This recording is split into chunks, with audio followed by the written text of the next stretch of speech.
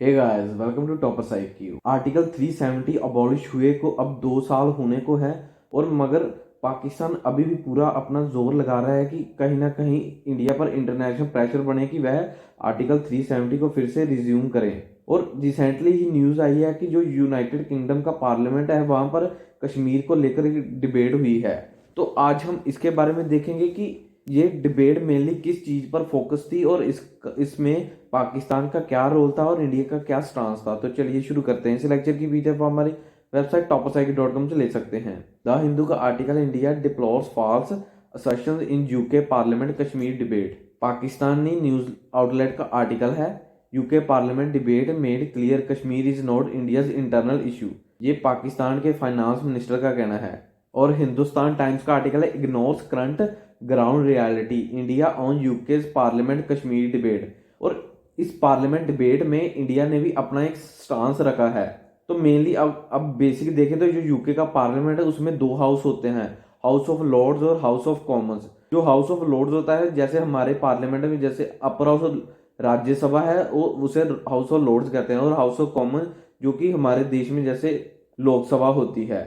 तो मेनली जो ये डिबेट थी ये हाउस ऑफ कॉमन्स में हुई है कि वहां पर जो एमपीज इलेक्ट होकर आए हैं। तो ये जो डिबेट थी मेनली यूनियन टेरिटरी कश्मीर को लेकर थी, जो कि अबॉलिश आर्टिकल 370 को अबॉलिश किया था। इसमें अगर हम देखें तो लद्दाख को ऐड नहीं किया गया, अकेला कश्मीर को ही किया गया है। तो अगर जब गवर्नमेंट ऑफ इंडिया ने आर्टिकल 370 अबॉलिश किया तो तब उसी के साथ ही लद्दाख को भी एज ए यूनियन टेरिटरी घोषित किया था और जम्मू को भी किया था। मगर कश्मीर अकेले कश्मीर को लेकर ही इस पर डिबेट क्यों हुई, आपको बेसिक देखना होगा कि एक ये जो आपके सामने स्क्रीन पर मैप है ये 2019 से पहले का मैप है जब आर्टिकल 370 को अबॉलिश नहीं किया था। तो आप मैप में देख सकते हैं कि जो पीओके है वह ऊपर उसे उसे जम्मू एंड कश्मीर जम्मू कहते थे। जो लाइट ऑरेंज कलर का एक प्लेस है लाइट कलर का, तो वो जम्मू है, एक साइड लद्दाख और नीचे कश्मीर है। तो अगर हम करंट मैप देखें तो जो आर्टिकल 370 अबॉलिश करने के बाद है जो जितना भी ग्रीन पार्ट है वह अब सभी कश्मीर घोषित किया गया है एज अ यूनियन टेरिटरी, और उसके नीचे जम्मू और उसके साथ लद्दाख है। तो अगर हम देखें तो जो पीओके है इस समय पाकिस्तान के पास, पाकिस्तान ऑक्युपाइड कश्मीर है, तो उसे भी गवर्नमेंट ऑफ इंडिया ने कश्मीर यूनियन टेरिटरी घोषित किया है। तो इसी कारण ही जो पीओके है वह अभी पाकिस्तान के पास है। तो तभी इसी पर ही मेनली डिबेट हुई है और पाकिस्तान चाहता है कि हम सिर्फ कश्मीर पर ही फोकस करना चाहते हैं, उसे ही अपना इंटेग्रल पार्ट घोषित करना चाहते हैं।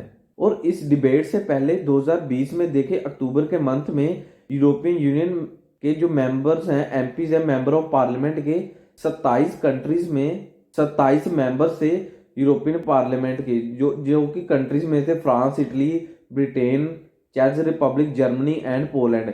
इन सभी जो 27 मेंबर थे इन्होंने श्रीनगर में विजिट किया था अक्टूबर में कि जब आर्टिकल 370 अबॉलिश किया गया था।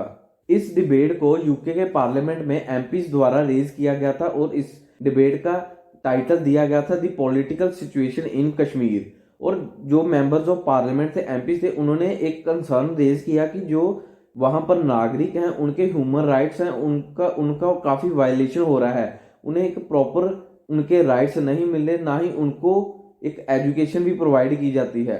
और उन्होंने एक और प्रस्ताव रखा कि हमारी जो यूके की गवर्नमेंट है वह डायरेक्टली जो जम्मू कश्मीर रीजन है वहां पर के जो नागरिक हैं उनसे जाकर सीधा असेस उनके साथ बातचीत करें। और जो पीओके पाकिस्तान ऑक्युपाइड कश्मीर है वहां पर भी इंडिया के लिए भी कंसर्न है कि जो इस डिबेट का एक टाइटल दिया गया है उसमें मेनली कश्मीर को टारगेट किया गया है। मगर गवर्नमेंट ने, इंडियन गवर्नमेंट ने कहा कि इसमें अकेले कश्मीर को नहीं, जो हमारे रीजन है इंडिया का रीजन है उसमें यूनियन टेरिटरी इंक्लूड करती है जम्मू एंड कश्मीर दोनों को, ना कि कोई अलग से उन्हें कश्मीर यूनियन टेरिटरी घोषित करते हैं। और साथ में जो पीओके है उसे भी एज अ कश्मीर का पार्ट डिक्लेयर किया है।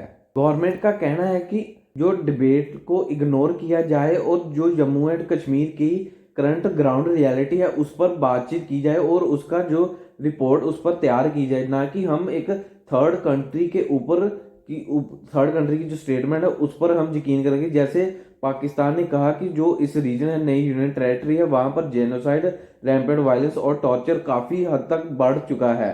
मगर इसमें इंडिया ने भी अपना रोल प्ले किया कि इंडिया ने भी अपनी स्टेटमेंट दी है। जो इंडियन एम्बेसडर हाई कमीशन है इन लंदन में, उन्होंने हाईलाइट करते हुए कहा कि पिछले साल भारत सरकार द्वारा यूनियन टेरिटरी में एक स्मार्ट वाईफाई प्रोजेक्ट को लॉन्च किया गया कि जिसके through high speed internet access provide किया गया उस पूरे रीजन में, union territory Jammu and Kashmir और लद्दाख को। कि आतंकियों के अटैक के बावजूद भी इस इनिशिएटिव को लॉन्च किया और जो वेदर कंडीशन है उसको भी देखकर।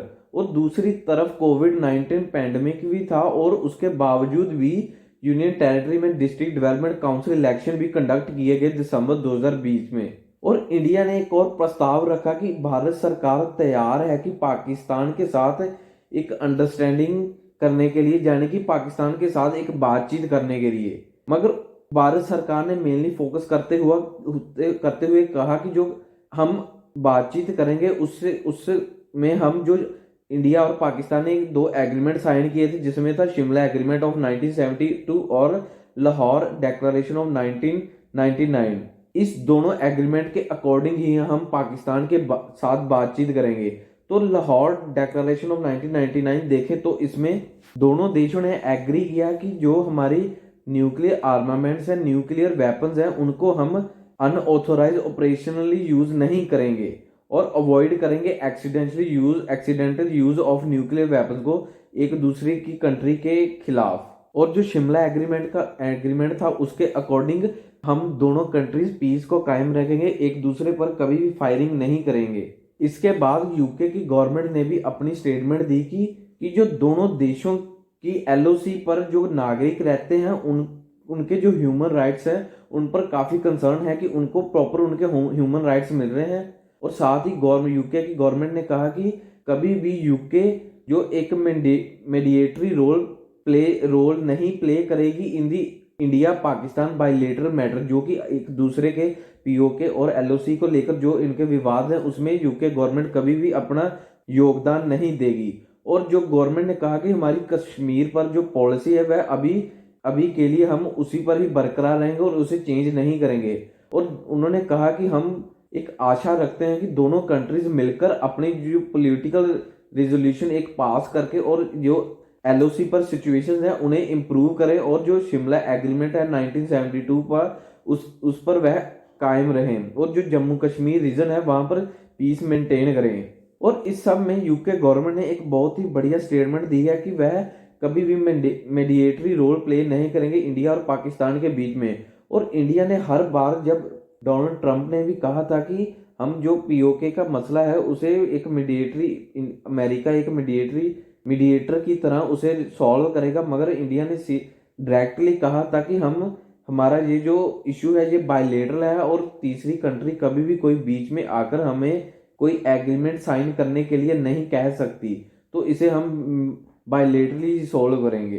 सो ये है एंड इस वीडियो का। चैनल को सब्सक्राइब और लाइक करना मत भूलिएगा। धन्यवाद।